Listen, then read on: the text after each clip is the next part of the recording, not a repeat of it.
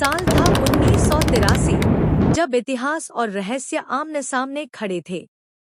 गुजरात के डबारी गांव के पास अरब सागर की गहराइयों में वैज्ञानिकों की एक टीम उतरी। उन्हें अंदाजा भी नहीं था कि आज वे मानव इतिहास के सबसे रहस्यमय राज से टकराने वाले हैं। समुद्र की ठंडी गहराई में उतरते हुए उनके दिलों की धड़कनें तेज हो रही थी। चारों ओर फैली नीली खामोशी, जैसे किसी प्राचीन युग की दबी हुई चीखें सुनाई दे रही हों। और तभी अचानक कुछ ऐसा सामने आया जिसने उनकी सांसें रोक दी। वो दृश्य इतना चौंकाने वाला था कि वैज्ञानिकों ने बिना एक पल गंवाए ऊपर लौटने का फैसला किया। पानी से बाहर आते ही उनके चेहरे पीले पड़ गए थे और हाथ कांप रहे थे। तुरंत अधिकारियों को फोन किया गया और जब उन्होंने जो कुछ देखा था वो बताया, तो उधर बैठे अधिकारी के हाथ से फोन गिर पड़ा। आखिर समुद्र के नीचे ऐसा क्या था जिसने वैज्ञानिकों की आत्मा तक को हिला दिया? इस रहस्य को जानने के लिए हमें उतरना होगा उसी गहराई में, अरब सागर के उस सन्नाटे में, जहां लहरों के नीचे दबी है एक ऐसी नगरी जिसने इतिहास की दिशा ही बदल दी। समुद्र की तलहटी में वैज्ञानिकों ने जो देखा वो किसी कल्पना से कम नहीं था। वहां एक पूरी नगरी के अवशेष फैले हुए थे, विशाल दीवारें, ऊंचे गेट, बारीक नक्काशी और स्थापत्य की अद्भुत झलक। यह कोई साधारण बस्ती नहीं थी, ये तो किसी भव्य साम्राज्य की राजधानी लग रही थी। वैज्ञानिकों ने सैंपल लिए और कार्बन डेटिंग कराई। रिपोर्ट आई और दुनिया दंग रह गई।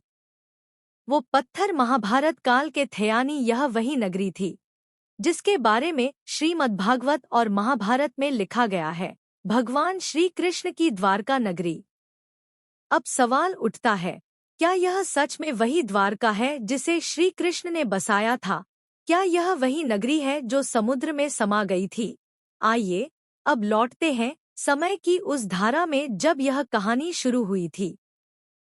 कथा के अनुसार जब भगवान श्री कृष्ण ने मथुरा में कंस का वध किया, तब वहां शांति तो लौट आई, लेकिन कंस के ससुर जरासंध ने मथुरा पर लगातार 17 बार आक्रमण किया। प्रजा त्रस्त हो चुकी थी।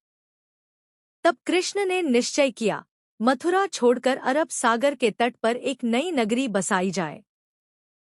उन्होंने समुद्र देवता से प्रार्थना की। समुद्र देवता प्रसन्न हुए और 12 योजन यानी लगभग 153 किलोमीटर भूमि प्रदान की। फिर भगवान विश्वकर्मा ने इस भूमि पर रच दी एक स्वर्णिम नगरी, द्वारका।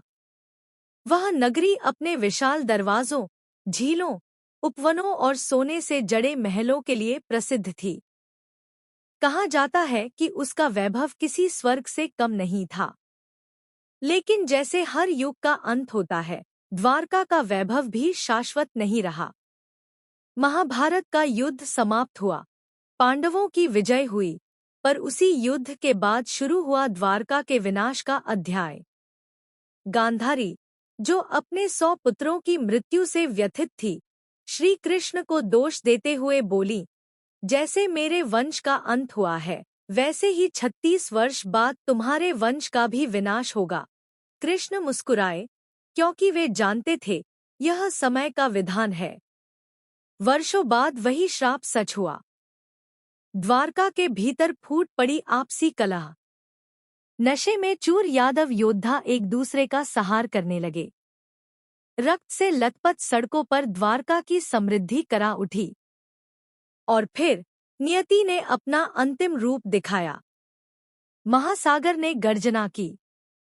लहरें पहाड़ों जितनी ऊंची उठीं और देखते ही देखते द्वारका नगरी सागर में समा गई। महलों, मंदिरों और श्री कृष्ण का धाम, सब कुछ जल प्रलय में विलीन हो गया। श्री कृष्ण मौन थे। वे जानते थे यह वही समय है जो पूर्व से तय था।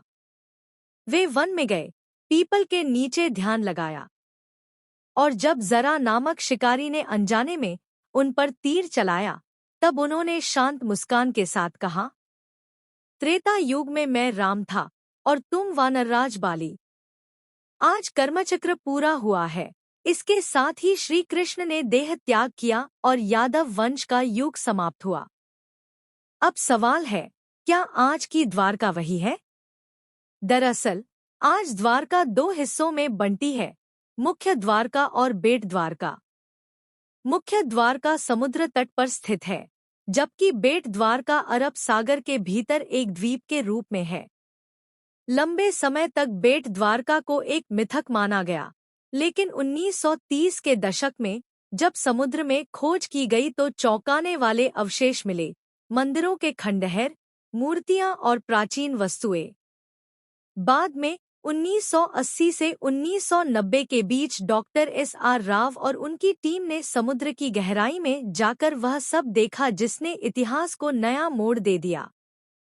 उन्हें मिली पत्थरों की संरचना, दीवारों की लंबाई और नगरी का फैलाव, सब कुछ भागवत पुराण में वर्णित विवरण से मेल खा रहा था। जब मापन किया गया तो पाया गया कि यह नगरी लगभग 12 योजन यानी 153 किलोमीटर तक फैली हुई थी, ठीक वही दूरी जो समुद्र देव ने श्री कृष्ण को दी थी। क्या यह संयोग है या सत्य की पुकार? क्या अरब सागर के नीचे आज भी श्री कृष्ण की द्वारका सो रही है? क्या वह अपने पुनर्जागरण की प्रतीक्षा कर रही है, समुद्र की हर लहर जैसे हमें पुकारती है? सत्य यहीं छिपा है, बस सुनने की शक्ति चाहिए। तो यह थी वह अद्भुत, रहस्यमय और प्रेरणादायक कथा भगवान श्री कृष्ण की नगरी द्वारका की। अगर यह कहानी आपके हृदय को छू गई हो तो कमेंट में लिखें जय श्री कृष्णा। और ऐसी ही ज्ञानवर्धक और रहस्यमय कथाओं के लिए हमारे चैनल रोज का ज्ञान को सब्सक्राइब करना न भूलें।